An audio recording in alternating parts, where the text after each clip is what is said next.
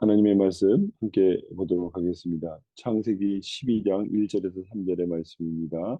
오늘은 가라, 간다라고 하는 또 귀한 말씀 가지고 우리 양경순 선교사님, 특별히 우리 양경순 선교사님은 카자흐스탄에서 오랫동안 사역하시다가 또 조지아에서 또 사역을 하셨고 침례교 파송 선교사님으로 지금 현재는 인천 한방마을 나들이 교회를 개척하셔서 러시아권 이주민 사역을 하고 계시는 아주 탁월하신 우리 선교사님이십니다. 우리 양변 선교사님 나오셔서 우리에게 귀한 말씀 전해주시겠습니다. 나오실 때 우리가 손들어서 환영하도록 하겠습니다. 환영합니다, 선교사님. 안녕하세요. 할렐루야. 감사합니다. 오늘 여러분을 이렇게 영상으로 만날 수 있게 되어 반갑게 생각합니다. 먼저 저를 잠깐 소개하겠습니다. 저는 하나님의 은혜로 4대째 믿음의 가정에서 태어나는 복을 받았습니다. 제 아내도 4대째 믿음의 사람이고요. 믿음으로 따지면 아, 저희 부부 모두 진골, 성골 집안이라고 할 수 있겠습니다. 제 아내의 증조 친할아버님은 이북분이신데 서양 선교사님이 중국을 통해 가져오신 중국어 성경책을 받아 읽으시고 예수님을 믿게 되셨다고 합니다. 저는 저희 가정만 대단한 믿음의 가정인 줄 알았는데 결혼하고 보니 제 아내는 더 대단한 가정이더라고요. 저희 쪽은 목사만 15명입니다. 그래서 집안 모임에 가면 다 목사들입니다. 그것도 다 양목사. 그래서 양목사하고 그러면 저희 집안에서는 안 됩니다. 그리고 그 가운데 침례교단의 총회장을 역임하신 분도 계시다 보니 저는 식사기도도 안 시킵니다. 예, 아직까지도 식사기도 한번 못 해봤습니다. 목사가 너무 많아서 짬밥에 밀려가지고 할 수가 없습니다. 그렇다 보니 저는 어렸을 때부터 자연스럽게 목사가 되고 싶었고, 그래서 서원기도도 많이 했고, 안수기도도 많이 받으면서 자랐습니다. 제가 어느 정도 기도를 많이 받고 자랐는가 하면, 저희 어머니께서 양 목사는 아마 평생 기도하지 않아도 될 거야. 이렇게 말씀하시더라고요. 그래서 무슨 말씀인가 하면 저에게 그만큼 쌓여진 기도가 많다는 것이었습니다. 여러분, 저희 어머니는 늘 저에게 기도는 쌓는 거다라는 말씀을 하셨습니다. 일반적으로 사람들은 어려운 일을 만났을 때, 문제가 생겼을 때 기도합니다. 그런데 기도는 언제 해야 하는가 하면 문제가 없을 때, 평안할 때, 그때 해야 된다는 거죠. 그래야 기도를 쌓을 수가 있다라고 어머니는 말씀하셨습니다. 그래서 우리가 문제를 만났을 때는 그 쌓아놓은 기도를 가지고 문제를 해결한다는 것입니다. 마치 우리가 은행에 저축하는 것과 원리가 똑같다는 거죠. 보통 우리가 언제 저축을 합니까? 조금 여유가 있을 때. 은행에 저축을 그때 하지 않습니까? 왜냐하면 나중에 문제가 생기거나 필요할 때 그때 쓰려고요. 예. 기도도 마찬가지라는 겁니다. 문제가 없을 때 그때가 기도할 때라는 겁니다. 그래야 기도를 쌓을 수가 있다는 거죠. 그때가 기도를 쌓을 수 있는 기회라는 겁니다. 그런데 우리는 편안하다고 문제가 없다고 기도하지 않다가 문제를 만나면 살려달라고 기도한다면 평생 기도를 쌓아놓지 않고 살아가는 사람이라는 거죠. 그러니 얼마나 불안하고 힘듭니까? 살아가면서 문제는 우리가 똑같이 경험을 하는데 기도를 많이 쌓아놓은 사람은 똑같은 어려움을 만나더라도 그 어려움이 쉽게 넘어간다는 겁니다. 저도 그것을 참 많이 경험했습니다. 그래서 저의 주변에 있는 선교사님들이 양 목사는 좀 쉽게 가는 것 같아. 이런 말씀을 많이 하셨습니다. 그 이유가 무엇일까? 할아버지, 할머니, 그리고 부모님들이 쌓아놓으신 저의 기도가 많이 있었기 때문이라고 저는 생각을 합니다. 사랑하는 동역자 여러분, 여러분도 기도를 많이 쌓으십시오. 여러분의 자녀들을 위해서, 부모님을 위해서 기도를 쌓아 드리십시오. 그것이 가장 좋은 선물이고 유산이 될 것입니다. 원래 저는 선교사가 꿈이 아니었습니다. 원래 저는 부흥 강사가 되고 싶었어요. 그래서 어렸을 때부터 저는 어머니 손을 잡고 하늘산 기도원이라는 곳에 자주 갔었습니다. 제가 하늘산 기도원에 있었을 때 그 원장님이셨던 그 이천성 목사님, 유명하신 분이셨죠. 그 당시에. 그분이 돌아가셨다는 그런 소식을 기도원에서 들을 정도로 기도원에 자주 갔었습니다. 그런데 제가 부흥사가 되고 싶었던 이유는 어린 나이에 부흥 강사가 너무 멋있게 보였기 때문이었어요. 그 당시 부흥 강사들은요, 아마 기억하시는 분도 계실지 모르겠습니다. 하얀 양복에 하얀 백구두를 신고 막 뛰면서 찬양하고 설교를 하셨어요. 그 모습이 어린 저에게는 천사처럼 보였습니다. 그래서 나는 커서 목사가 되면 저런 목사가 되어야 되겠다. 이렇게 결심을 했었습니다. 하얀 양복을 입고 하얀 굿도를 신고 하얀 차를 운전하면서 다니는 그런 부흥 강사, 부흥 목사로 살고 싶었습니다. 그래서 고등학교를 졸업하고 자연스럽게 신학교에 가고 교회에서 전도사로 사역을 했습니다. 1993년 제가 신학교 3학년 전도사 시절 때 청년들을 데리고 선교대에 참석한 적이 있었습니다. 월요일부터 금요일까지 한 주간 수련회였는데요. 마지막 금요일 저녁 집회 때 그 지구촌교회 이동훈 목사님께서 설교를 하셨습니다. 이동훈 목사님은 설교 시간에 2년간 단기 선교사로 헌신할 사람을 콜링하셨습니다. 예, 이렇게 하셨어요. 대한민국 젊은이들은 국가를 위해서 가장 젊은 때인 2년을 군대에서 보내는데 여러분 하나님의 자녀로 하나님을 위해 언제 시간을 구별해 드리시겠습니까? 남자들은 다시 군대 같은 생각을 하고 2년을 주님께 드리시고 자매들은 군대 안 갔으니까 군대 간다 생각하고 2년을 주님께 드리십시오.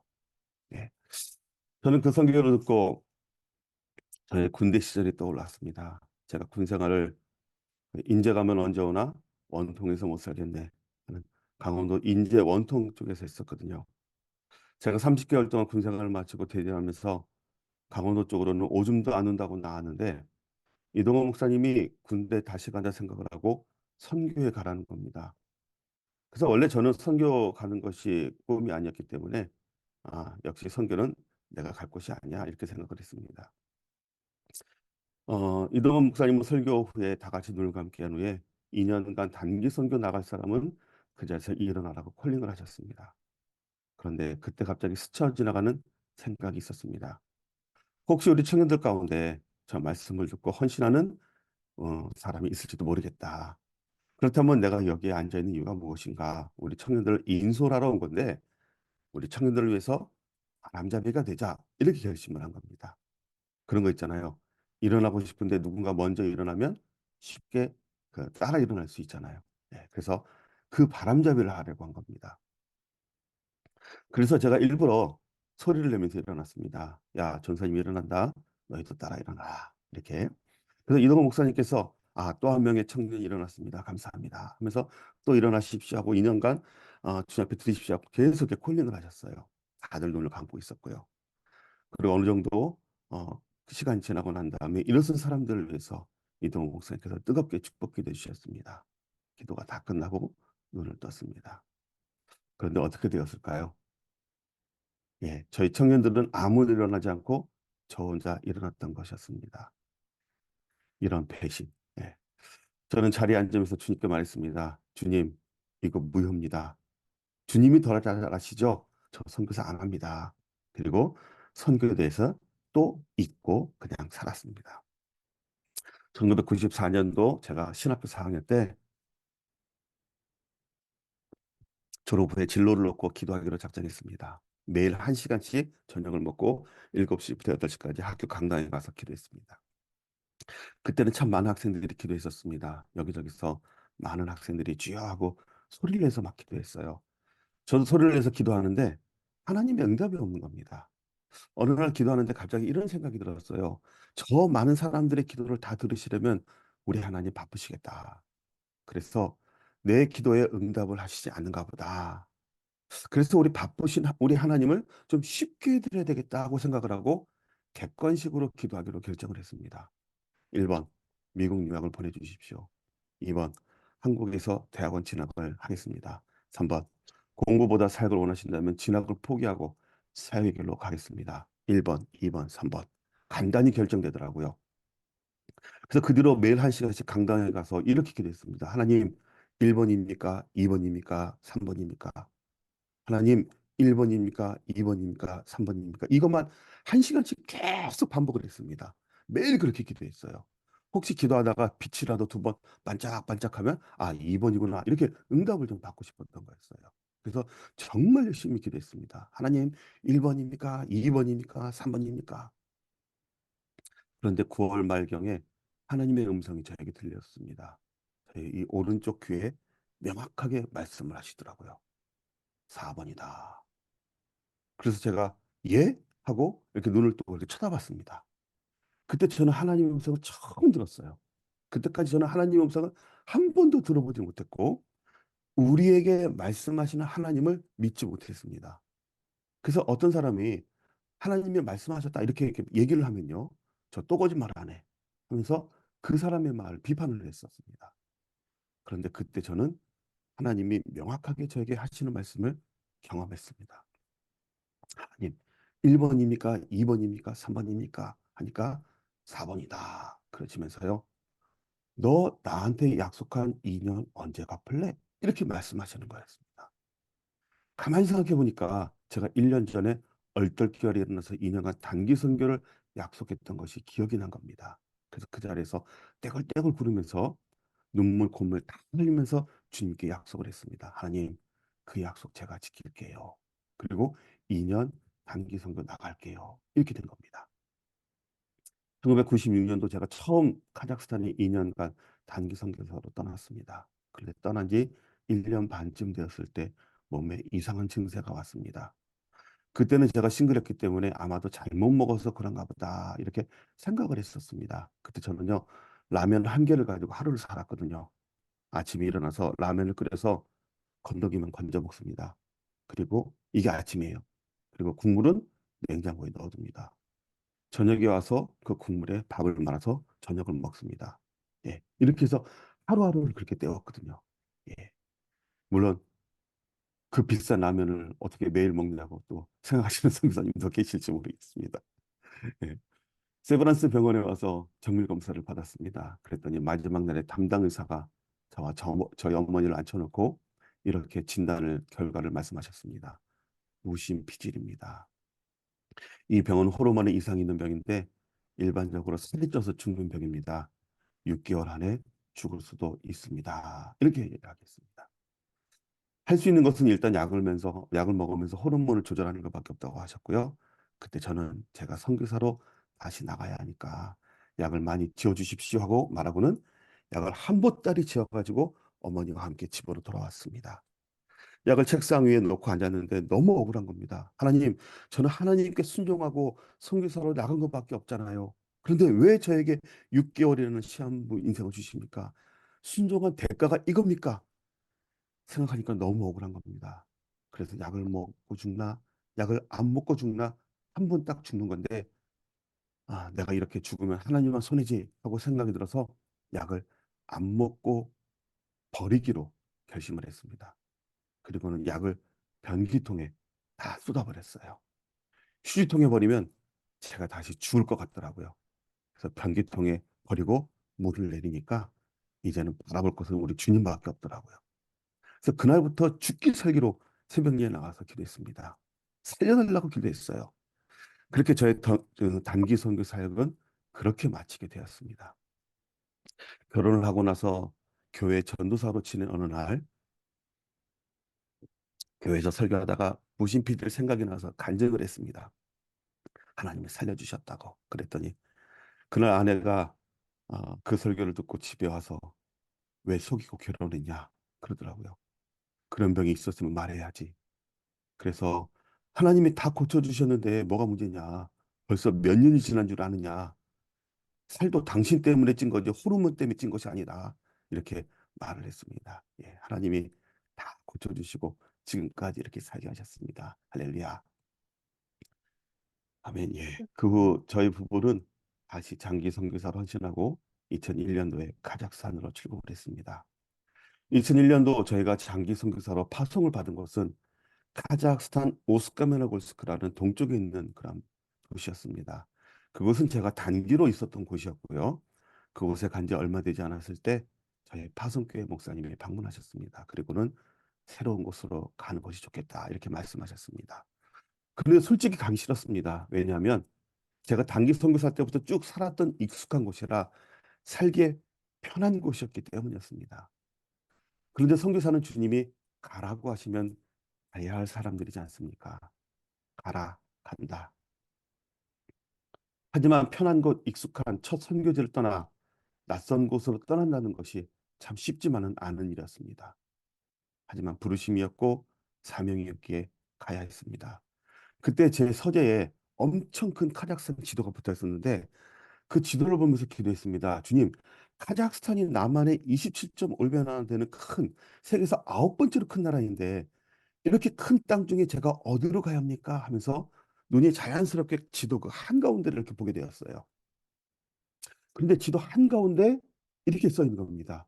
가라, 간다. 예. 도시 이름이 가라, 간다였습니다. 카자흐스탄 중앙에 그런 도시가 있어요. 찾아보시기 바랍니다. 가라, 간다. 예. 주님이 가라 하고 저를 부르시는 것 같았어요. 예. 러시아 발음으로는 카라간다입니다. 카라간다. 예. 근데 저는 그게 가라, 간다. 이렇게 보였어요. 사랑하는 동역자 여러분, 주님이 가라고 말씀하시면 저희는 어떻게 해야 됩니까? 간다 하고 순종해야 되죠. 가라, 간다. 그래서 저희는 2002년도 4월에 모스크바르로스크에서 카라간다로 이사를 갔습니다. 그곳이 어떤 곳인지 모르지만 그냥 순종하고 갔습니다. 오늘 본문 말씀에서 아브라함이 바로 그런 순종의 사람이었습니다. 여호와께서 아브라함에게 이르시되 너는 너의 본토 친척 아비 집을 떠나 내가 내게 지시할 땅으로 가라, 가라. 그때 아브라함이 여호와의 말씀을 쫓아갔고 롯도 그와 함께 갔으며 아브라함이 하란을 떠날 때 그의 나이 75세였더라. 이렇게 기록되어 있습니다. 모세는 75세 나이에 이 가라 간다를 실천한 믿음의 사람이었습니다. 익숙한 곳을 떠나서 새로운 곳을 하기가 쉽지 않았을 것입니다. 그러나 그는 순종하였습니다. 가라 간다. 주님이 가라고 말씀하시면 우리는 간다 하고 가야 합니다. 주님이 서라라고 말씀하시면 서야 합니다. 주님이 하라고 말씀하시면 우리는 해야 합니다. 주님이 하지 말라고 하시면 우리는 하지 말아야 합니다. 더 빨리 가서도 안 되고 더 늦게 가서도 안 되고 주님과 함께 가야 합니다. 그런데 우리 주님은 어떻습니까? 우리는 어떻습니까? 주님이 가라고 하면 서고 서라고 하시면 혹시 가지 않습니까? 주님 좀 빨리 오세요. 저는 해야 할 것이 너무 많아요 하면서 주님보다 앞서거나 또는 너무 느리게 가지는 않습니까? 그러나 여러분 가라 간다입니다. 찬양에서도 그런 찬양 있잖아요. 주님 말씀하시면 내가 나가리라. 주님 뜻이 아니면 내가 멈춰서리라. 저는 이 원리를 깨닫고 이해하고 난 후부터는 사역이 얼마나 쉬워졌는지 모릅니다. 그냥 하라고 하시면 하고 하지 말라고 안 하면 되었어요. 그리고 주님이 가라고 말씀하신 곳에서 순종하였더니 주님이 다 알아서 하시더라고요. 예, 사람을 붙여주시는데 정말 엄청난 놀라운 그런 일들이 있었습니다. 오늘 그 간증은 다 말씀드릴 수는 없을 것 같고요. 그렇게 저희가 카라간다에서 라드니 교회를 개척하고 17년 동안 사역하면서 교회는 성장했습니다. 교회에 현진 사역자도 세워졌고 재정적, 행정적으로도 완전히 자립이 되었습니다. 이제는 제가 없어도 현지인 사역자와 리더들이 다 알아서 하는 수준까지 되었습니다. 너무 편했고 행복했습니다. 그래서 그곳에서 편하게 오래오래 살고 싶었습니다. 어느 날 러시아 상페테르부르크에서 CIS 선교대회가 있다는 소식을 받고는 가서 좀 쉴 겸 저희 부부가 참석을 하게 되었습니다. 그런데 선교대회에서 말씀을 듣던 중에 주님은 사역을 위임하고 떠나라는 그런 말씀을 주셨습니다. 왜 떠나라고 하실까? 그동안 교회를 개척해서 이만큼 만드는데 정말 많이 힘들었는데 이제는 좀 편하게 사역할 수 있는데 한마디로 고생 끝 행복 시작인데 그런데 주님은 떠나라는 것이었습니다. 아마 이 사실을 다른 사람에게 이야기하면 너 제정신이냐? 왜 그 좋은 곳을 버리고 떠나냐? 말할 것입니다. 실질적으로 저희 부모님이 그 사실을 들으시고는 양선교사, 이거 아까워서 어떻게 놓고 가냐 이렇게 말씀을 하셨습니다. 그러나 여러분, 선교사는 늘 출구 전략에 대해서 고민을 합니다. 그렇지 않습니까, 여러분? 출구 전략. 제가 처음 선교사로 나갈 때 1996년도에만 하더라도요. 선교사는 선교지에 뼈를 묻으러 간다고 했었습니다. 비행기를 타고 인천공항 출국할 때는 되돌아올 수 없는 강을 건넌다며 선교지에서 죽을 각오를 하고 그렇게 출국을 했었습니다. 그런데 지금은 바뀌었잖아요. 선교사는 선교지를 잘 떠날 줄도 알아야 된다는 겁니다. 떠나야 할 때가 있는데 그때 잘 떠나야 한다는 겁니다. 하지만 많은 선교사님들이 그 시기를 놓치고 기회를 놓쳐서 마지막 끝이 좋지 않은 경우를 우리는 종종 보지 않습니까? 물론 선교사가 교회를 위임하고 선교지를 떠나는 것이 쉽지 않습니다. 저도 교회를 개척해서 자립을 시켜서 사역의 안정감을 찾게 되니까 그땐 정말 떠나고 싶지 않은 유혹이 많았습니다. 그런데 선교지가 편하게 느껴질 때 그때가 선교사가 떠날 때다. 이런 선임 선교사의 말씀을 기억했습니다. 그리고 선교사는 교회를 개척하는 사람이고 목회는 현진이 해야 된다라는 생각을 늘 하며 저의 욕심을 내려놓기에 정말 노력했습니다. 그러면서 저는 멋진 마무리를 하고 싶었습니다. 그리고 작년 카자흐스탄 카라간다 라드니께 위임식과 현지인 사역자 목사 안수식을 하면서 저는 한국으로 돌아오기로 결정을 내렸습니다. 왜냐하면 한국에 제가 가서 섬겨야 할 영혼들이 있었기 때문이었습니다. 저를 기다리는 영혼들, 저희 카자흐스탄 성원도들, 저희의 제자들이 한국에 있었기 때문입니다. 저희 카자흐스탄 성도들이 돈을 벌기 위해서 한국에 오는데 그들이 한국에서 신앙생활을 제대로 하지 못한다는 것을 알게 되었고 제가 조금이라도 일할 수 있는 나이에 한국으로 돌아가 이 사역을 하는 것이 좋겠다는 생각이 들었습니다. 더 늦으면 어정쩡한 나이에 아무것도 할 수 없겠다는 생각에 그 시기가 지금이라고 판단이 되어서 돌아와 나드니 교회를 개척했고 현재 고려인 성도들과 함께 매주일 예배를 드리고 있습니다. 할렐루야. 가라. 간다. 한국에서 이주민 사역을 한다는 것이 쉽지만은 않았습니다. 나라만 바뀌었을 뿐 하는 사역은 카자흐스탄에서나 조지아에서나 한국에서나 다 똑같은데 저의 사역을 이해하지 못하는 분들도 계셨습니다. 한국에 와 있다는 이유만으로 후원이 중단되기 시작했습니다. 편하게 살고 싶어서 한국으로 돌아온 것이 아니라 한국에서 해야 할 일이 있어서 돌아온 것인데 편한 삶이 아닌 주님의 일을 더 하고 싶어서 부르심 속에 한국으로 돌아온 것인데 현실은 생각보다 훨씬 냉혹했습니다. 한국에 돌아와 지난 8개월 동안 어떻게 이 이주민 사역을 할 수 있을 것인가 대해 기도하며 많은 고민도 했습니다. 심지어는 제가 4개월 정도 태권도 학원 차량 운전도 해봤습니다. 러시아어 예배와 함께 한국인 예배도 만들어 교회 재정적인 자립을 만들어 볼까 고민도 했었습니다. 그러나 그것은 주님의 뜻이 아니었습니다. 주님은 제가 한국에 돌아올 때 그 부르심대로 고려인 형제들, 러시아어를 사용하는 우리 중앙아시아 이주민들을 섬길 것을 말씀해 주셨습니다. 사랑하는 선교 동역자 여러분, 가라, 간다. 아멘. 주님이 가라고 하셔서 저는 이곳까지 왔습니다. 그리고 지금도 주님의 명령에 순종하려고 몸부림치고 애쓰고 있습니다. 지난 1월 31일 저는 인천 한방마을에 교회 건물을 계약을 하고 현재 수리 중에 있습니다. 한방마을에 가면 한박, 이 한박 웃음이라고 하는 그런 한박입니다. 한방마을에 가면 제가 마치 카자흐스탄에 와 있다는 착각이 들 정도입니다. 그것은 러시아어보다 한국어보다 러시아어를 더 많이 씁니다.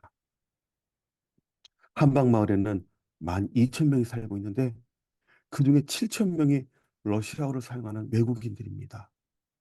그중에 6,000명이 고려인입니다. 이들 중에 10%만 교회 나와도 600명입니다. 할렐루야. 1%만 나와도 60명입니다. 예, 막 그거 생각하면 흥분이 돼요.